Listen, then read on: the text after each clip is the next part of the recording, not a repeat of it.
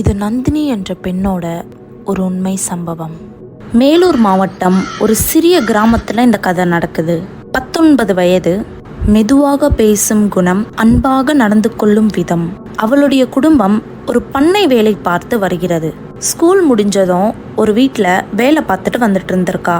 அப்போ அந்த வீட்டு ஓனர், உனக்கு ஒரு நல்ல இடத்துல வேலை இருக்கு, நீ போய் செய்யறியா அப்படின்னு கேட்குறாங்க. நந்தினி உடனே நல்ல சம்பளம் கிடைக்குதுன்னு சரின்னு சொல்றா.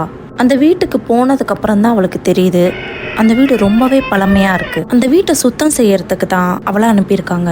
அந்த வீடு பார்க்கவே வித்தியாசமா இருந்தாலும் இவளும் சரின்னு சொல்லி பக்கத்துல இருக்க கெஸ்ட் ஹவுஸ்ல தங்கி வேலை பார்க்கறா. ஃபர்ஸ்ட் 2 நாள் அவளுக்கு ரொம்பவே நார்மலா தான் போயிருக்கு.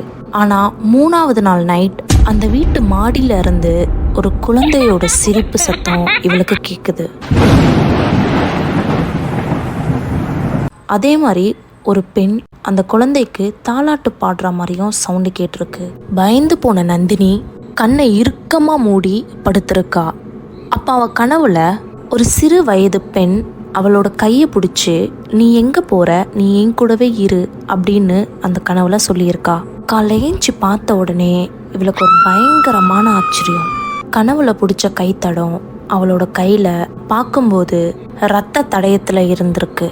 1 வாரம் கழிச்சு அவங்க அப்பா அம்மா அவளை பார்க்க வரும்போது அவள் பொணமாக தான் கிடச்சிருக்கா. அதுவும் அந்த வீட்டு பின்னாடி இருக்க ஒரு கிணத்துல அவளோட சேலையும் நகையும் மட்டும்தான் கிடச்சிருக்கு. பொணத்தை எடுத்தே ஆகணும்னு போலீஸ் இன்னும் டீப்பாக தேடும்போது அவளோட கை மட்டும்தான் கிடச்சிருக்கு. விசாரித்ததில் அது நந்தினியோட கைதான்னு உறுதியாயிருக்கு. மேலும் நிறைய தகவல் அந்த வீட்டை பற்றியும் அந்த இடத்த பற்றியும் போலீஸ்க்கு தெரிய வந்திருக்கு. அந்த வீடு 20 வருஷம் பழமையான வீடு.